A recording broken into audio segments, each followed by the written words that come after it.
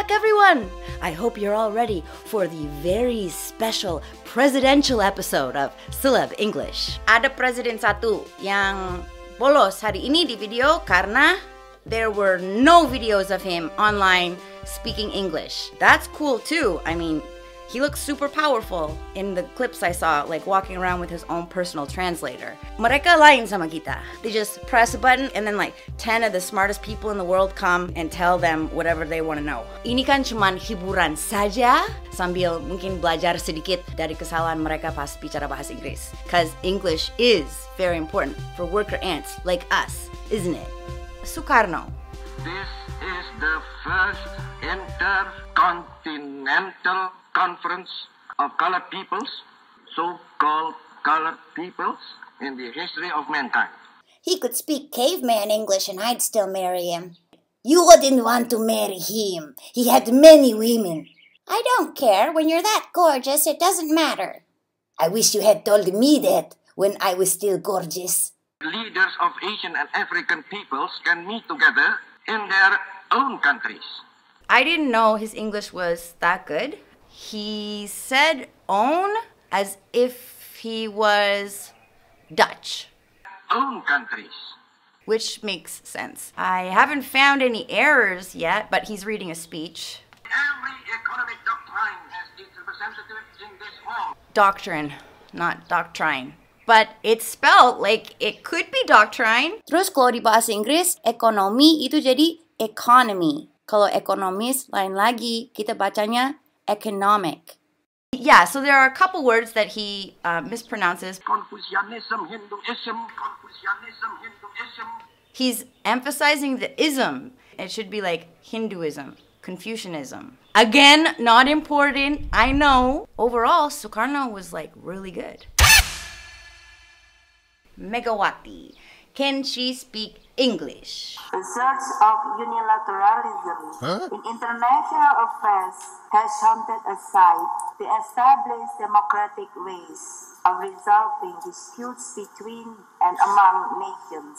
The conflict in the Middle East and the unending war in Iraq continue to destabilize the global landscape.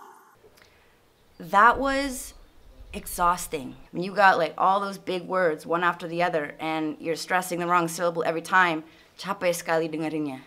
Unilateralism.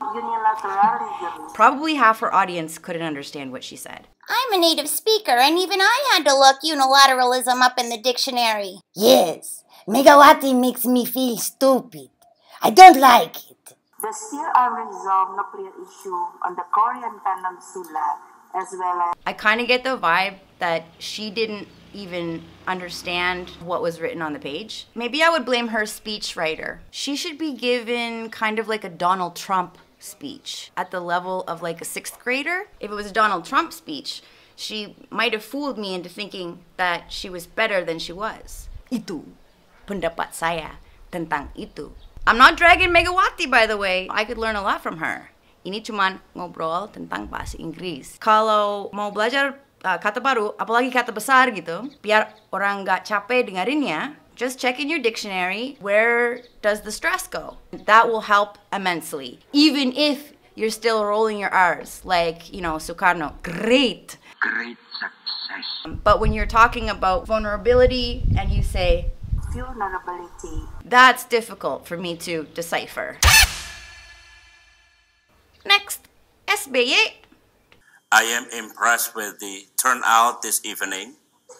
And for the student, I hope you are not here today as an excuse to skip class. Don't take this the wrong way, but I find it interesting that I did not end up working for people who went to Harvard. It's actually people who went to Harvard who ended up working for me. He does have an accent. This evening. Harusnya evening, tapi orang Indonesia bilang evening. But I understand him clearly. I liked his English a lot. I did. He kept it simple. Habibi? It is almost impossible and misleading to describe the Indonesian Reformation by just observing and analyzing the happenings of the last 3 decades. without referring in the almost 7 decades of changes that had started. I think his English is beautiful. He did stress the wrong syllable a couple times. Like he said decade Decades. instead of decade. But that's fine. We understood.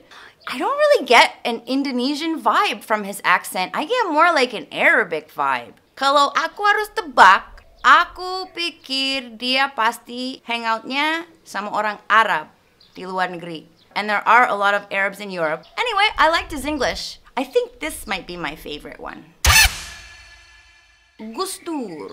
Well, in a few isolated cases, which will be quote unquote, in my view, disturbing her or hurting her, then of course I will refrain. I will exercise my right. But in the affairs of the state, that is rare. He's doing an interview. This is not a speech, right? So obviously his English is pretty good. Gus Dur has a very typical Indonesian accent. It's just like choppy style. But I kind of prefer this style than stressing the wrong syllable, because that to me is more distracting. Last but not least, we have Jokowi. The relationship Singapore and Indonesia has been excellent. Dia harusnya ngomong excellent. Itu suku kata pertama yang harus ditekan. Tuh, ada tanda itu tuh. Excellent. Lain sama excel, di mana suku kata kedua yang ditekan. Singapore is top investor, #1 investor in Indonesia. Trade between Singapore and Indonesia is growing fast. Our people to people, our business to business, I believe relationship between... Did you catch that at the end there? Relationship.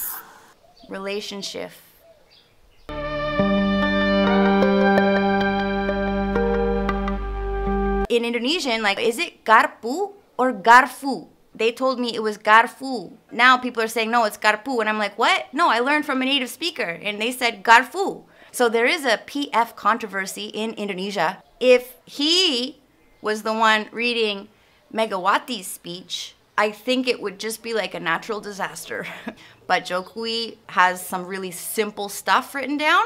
So nggak usah pakai translator, ini gua gitu loh. So I think that's cool in a way. But I wouldn't judge him for using a translator at all. And I'm sure he does. And again, I don't believe that presidents have to be able to speak English at all, really. So yeah, clap hand for everyone.